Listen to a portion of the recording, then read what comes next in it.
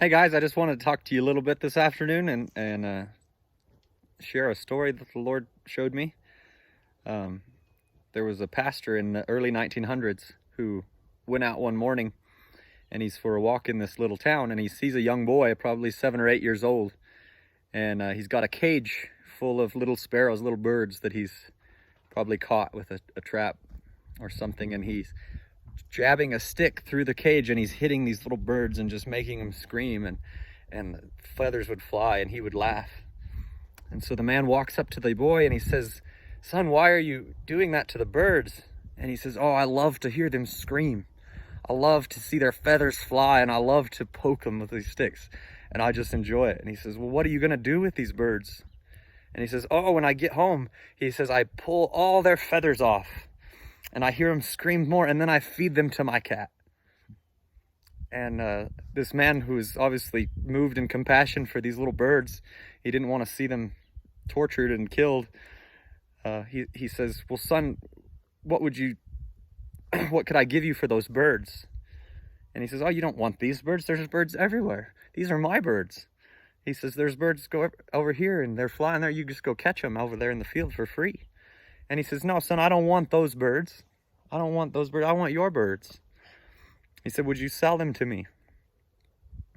And the boy finally agrees to do it. When he sees in the man's wallet, he sees some money there, and he takes the money and gives the man the cage full of birds. And the man goes out and sets the cage down in the field and opens the door and backs up and watches that cage, and each little bird went up to the gate and flew out, and they started singing. And every single one of those little birds sang the same song. "Redeemed, redeemed. My life is redeemed."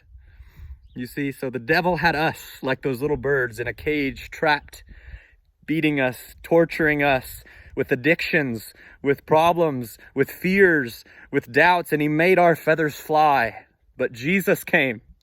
Jesus came, and he's seen us in that state, trapped, unable to defend ourselves, unable to do anything for us, only going to a life of death, headed to be fed to the cat, if you'll go with me on the metaphor.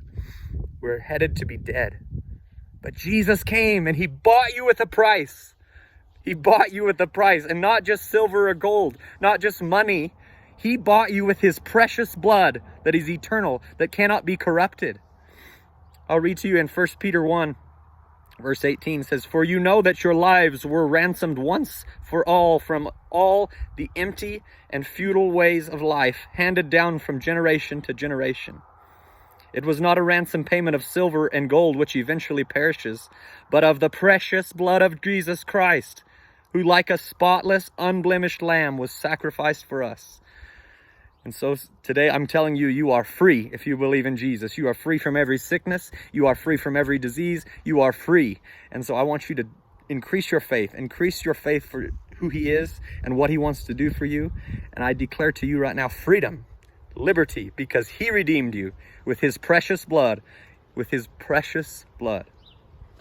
love you all.